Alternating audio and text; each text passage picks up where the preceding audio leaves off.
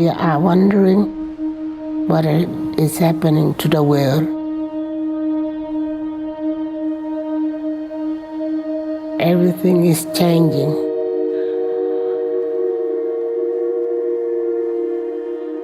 The very idea of human being some sort of natural concept is really going to change. Our bodies will be so high-tech, we won't be able to really distinguish between what's natural and what's artificial. Inside our own heads is the most complex arrangement of matter in the known universe. You might ask yourself, can we get to be superhumans?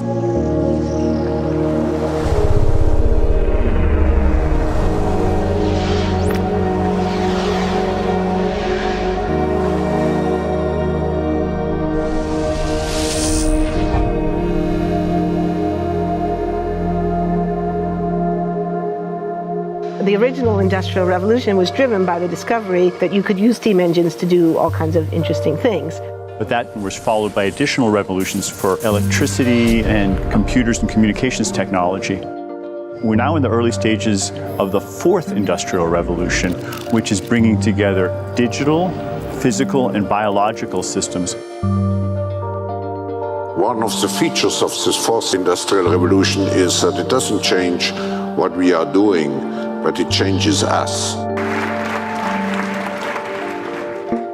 With the ability to visualize brain activity, for example, through a simple consumer-based EEG device, it gives us access to ourselves in ways that we've never before thought possible. It unlocks the black box that is the brain and enables us to really, truly be able to realize an identity that is aspirational. There's now a scientific foundation for the effects of mindfulness on the brain, on the genome, on biological aging. And when the human mind does know itself, then you get the potential for a new renaissance that restructures itself in terms of our relationship to life, our relationship to the planet, our relationship to work.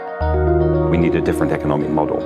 And by that, I don't mean capitalism versus communism. What I'm talking about is a shift in the system along the lines of the two big changes that happened in the 20th century, Keynesianism, with a much greater focus on health and education and the role of government working with business, and then a reaction against that in late century to neoliberalism, where the focus was on free markets, freedom of the individual, and getting governments out of the way. We need a shift to a new system that will allow us to meet the basic needs of every human on the planet, that will live within planetary means, that will be fairer, and that will be focused as its key goal, not on growth per se, but on maximizing human well-being. And history tells us that a values shift is triggered by creation of a new story about how we want to live. I see the circular economy as something which fits very closely with mankind's goal to be innovative and creative and to always progress. We can use asset tracking, we can use IT, we can use 3D printing to enable this different economic model to recover materials, feed them back into the economy, and really to decouple growth from the resource constraints we have. The reason we live in cities is not different today than it was 10,000 years ago. Even if we have got networks connecting us, we still want to have places where we meet in person. So this means the place where we work and the place where we live are much closer to each other, a city where we don't need to have big supply chains in order to produce things, where many things can be sourced locally thanks to 3D printing and robotics.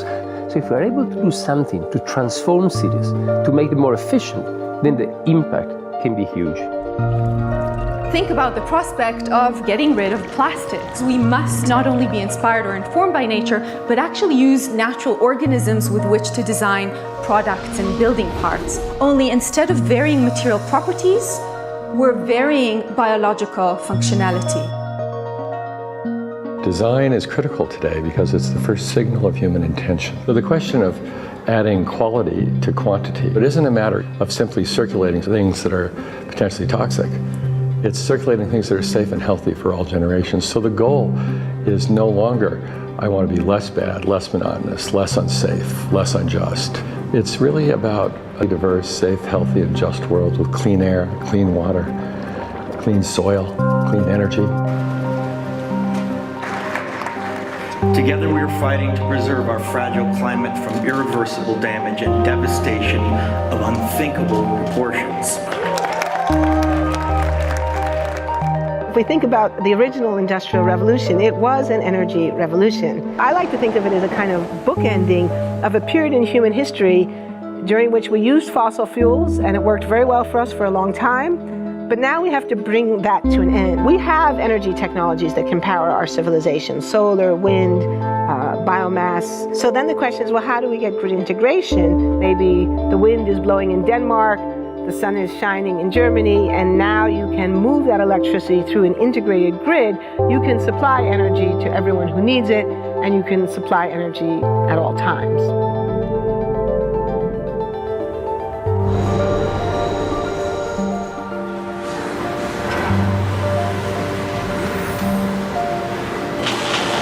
Walking around, you do see different stuff as far as like the body marriage line. They use a lot of things that help them lift up and move things to the car. You just sit there and, program something, and it has its own set mind to go ahead and do everything. And then as humans, we just come in and take the extra steps to help the technology. It's not the cure-all for everything. There's definitely a lot of things where people perform the operation better, but certainly for the right applications, robotics are a huge improvement for the process. The prediction of 5 million jobs lost by 2020 to technology is serious, but it's not the main question. Construction, manufacturing, services, public health and education, these industries will still exist. The main question is, what will be the future of work? How will we define work? How will we share the wealth? From the viewpoint of the labor or jobs, now we really need new education or new training. We're working with a World in Motion and FIRST Robotics, trying to encourage students from third grade all the way up through the end of high school. We had students make sailboats, and then we had them race them, and so they could see how quickly they could move. And they immediately went back and started to say, oh, I saw what happened, I'm going to go change this or that. And that was third graders. I just given a prize to a kid of 18 years old that has discovered something really very, very unique. Came up with how to get better productivity and better yields for seeds of corn. And so he basically came with the idea that if you would perforate these seeds, you would get more food. And you think about it and say, but he didn't go to university. So how does he get all that knowledge? And he told me, I've been watching YouTube since the age of 12, and I'm so interested that I've seen everything about it. I've read everything about it. The world is really open to learning. The thing is, how do you give the incentive to your kids to do that? It's this ability of digital technology to change outcomes, to truly empower people all over the world that can create a more equitable growth, because I think the world needs that. Fourth industrial revolution has the potential to make inequalities visible and to make them less acceptable in the future, and hopefully to gather and garner political support to take the necessary decision to reduce the gap. Humans have always been using tools, but because of the recent advances in technology, we're beginning to have machines that can augment us in all sorts of interesting ways. I was the first person in the world to be able to voluntarily move my legs while stepping in a robot by exciting the nervous system using electrical stimulators directly onto the spine. We believe that a cure will be possible if enough of the right people have the will to fast-track a cure for paralysis.